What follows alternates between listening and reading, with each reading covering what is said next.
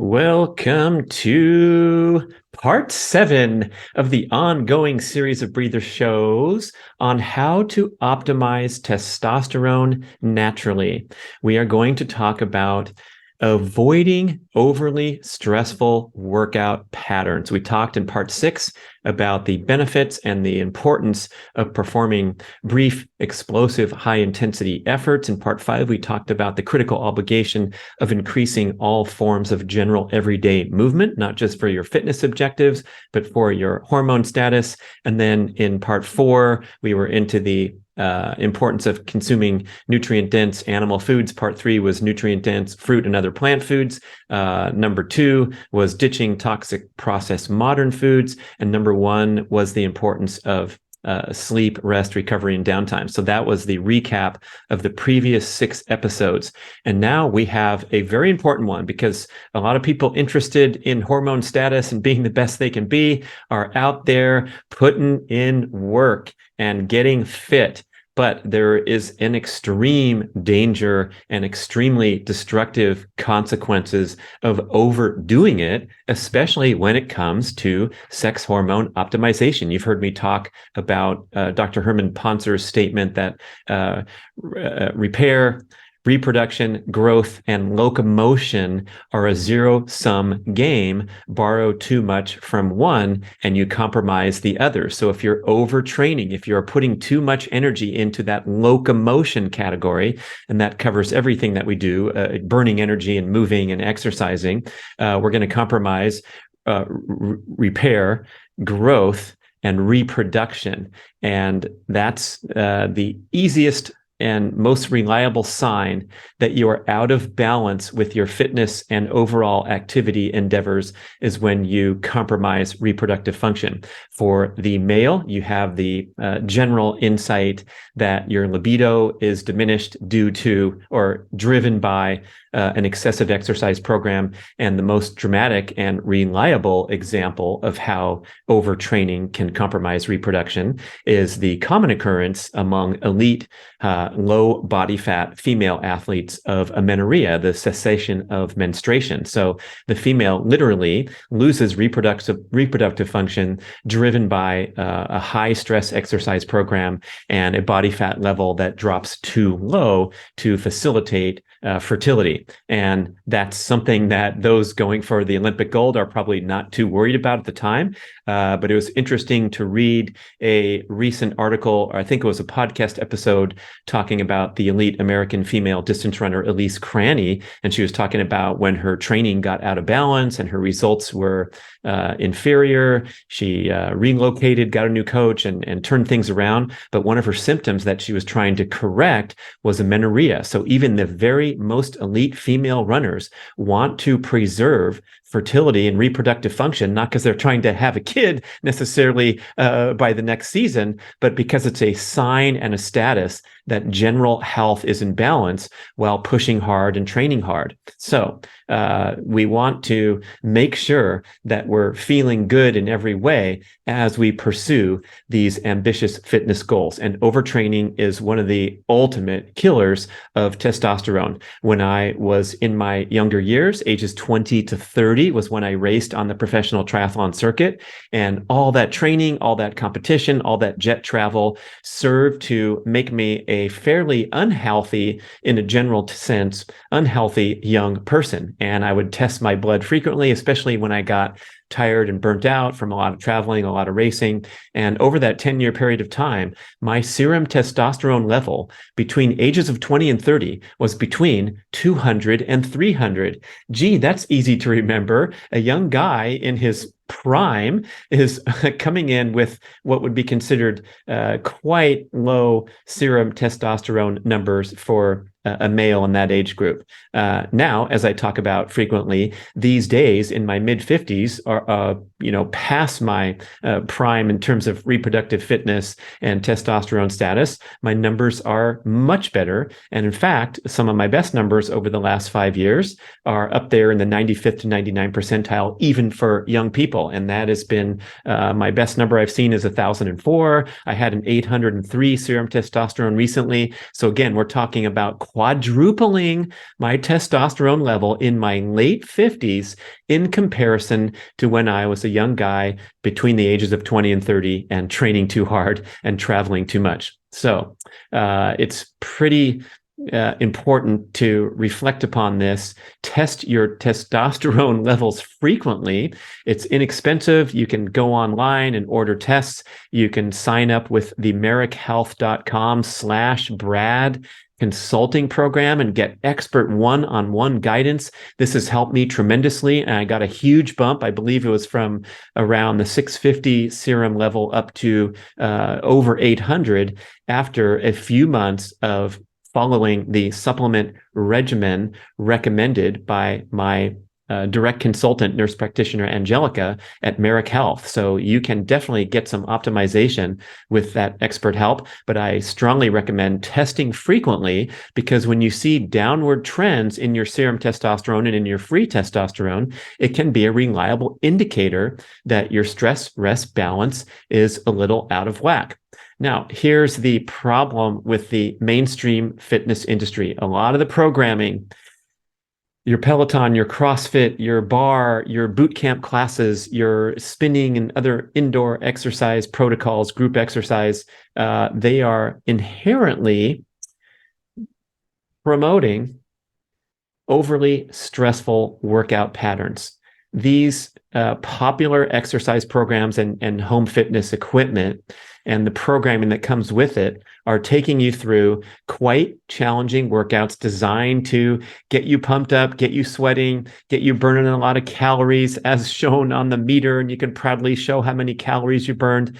And they last for a significant length of time. A lot of times an hour is the benchmark when it comes to group programming in the fitness facility. And so by definition, when you challenge the body in this high intensity interval training type of workout where you're asked over and over to deliver difficult, challenging efforts lasting from 10 seconds to 30 seconds to a minute to 2 minutes to 5 minutes, whatever it is, tempo runs when you're joining the running group for the Tuesday night workout at the track. These are inherently risky when it comes to drifting into overtraining pattern. That's why endurance athletes know, and this is a strong element of the Primal Endurance Mastery course, that you want to focus on building an aerobic base and doing the vast majority of your workouts in the aerobic heart rate zones, that comfortable heart rate zones. Now they're calling zone 1 and zone 2.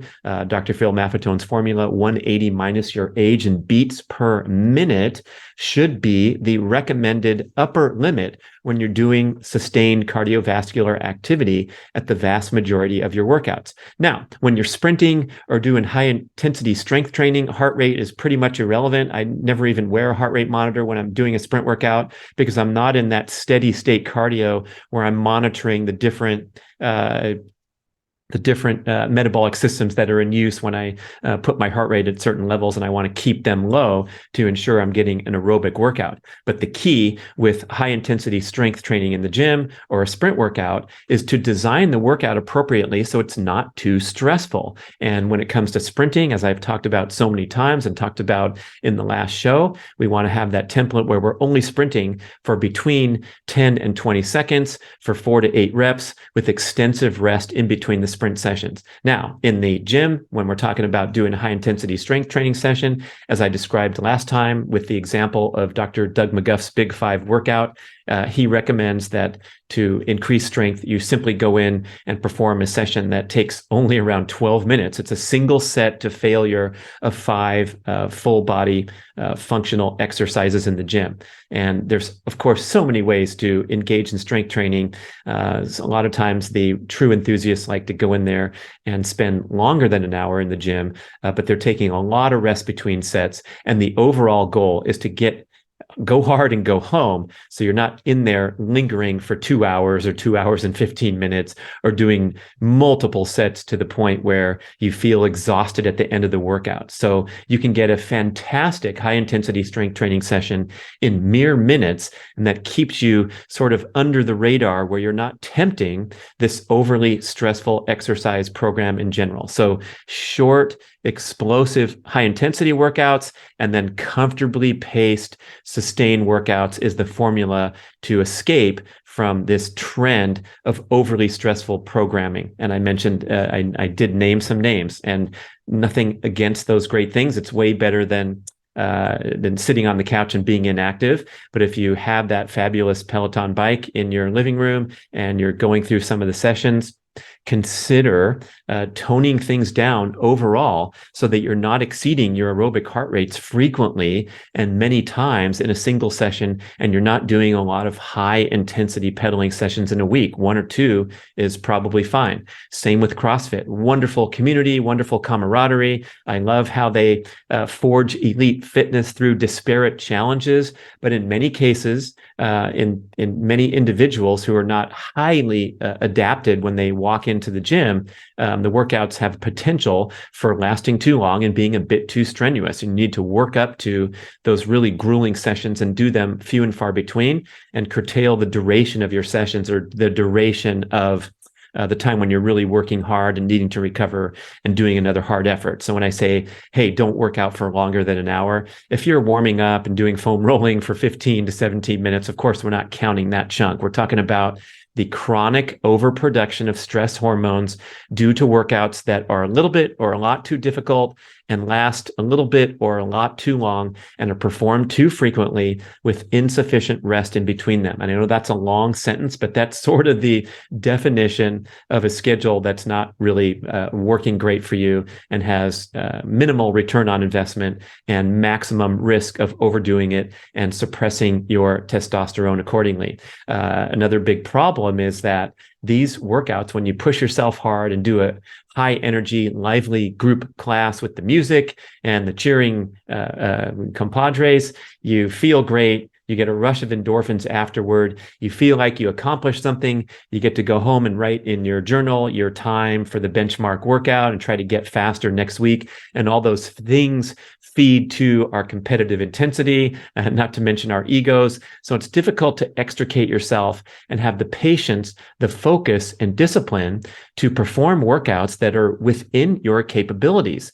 But again, I want to point to the example presented by the elite athletes in every sport, where they're training extremely hard. They're performing these amazing workouts that you can read about on the internet, and Eliud Kipchoge doing 8 times 1,000 meters in 2 minutes and 40 seconds at high altitude. Wow, that's incredible. But the elite athlete is so highly adapted and so well trained that even these epic workouts that we get to read about are within their capabilities, whereby they are not engaged in chronic overproduction of stress hormones causing immune suppression, testosterone suppression, and all the downstream problems and risks like injuries and so forth. So take it easy on yourself. Of course, you got to go out there and punch it and push yourself hard, but avoid overly stressful workout patterns. That is number 7 in a nutshell. And there's all this fascination with zone 2 cardio, and this is so important, and you have to do this many hours a week. And I'm thinking, hey, that's a great message because zone 2 is comfortable. But what about zone 1?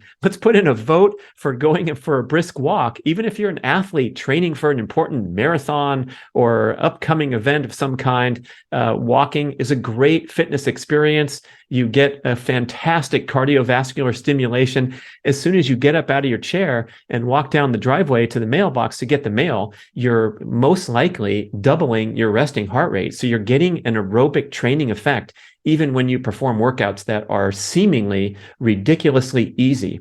And I emphasize this point so strongly because I had to learn this halfway through my career as a professional triathlete, where there was a lot of hammering and hanging in these crazy packs of cyclists in the streets of Los Angeles, running red lights with 40 cyclists at a time, and you're going 30 miles an hour and your tongue's hanging out. And I thought, this is the way I'm going to get in shape for cycling. But I learned, going by myself and pedaling through the mountains at a comfortable aerobic heart rate and allowing my aerobic system and my musculature, the energy producing enzymes in my muscle cells to build and build and build their capacity without overstraining them and without feeling tired and fried and exhausted after workouts, that's what enabled me to break through and perform at a higher level. And yes, once in a while, when the clock starts and I'm at a race starting line, I'm going to go balls out and have a fantastic workout, but it's not a repeating pattern that becomes overly stressful. So tone things down and honor show number 7 in the series. Thanks for listening.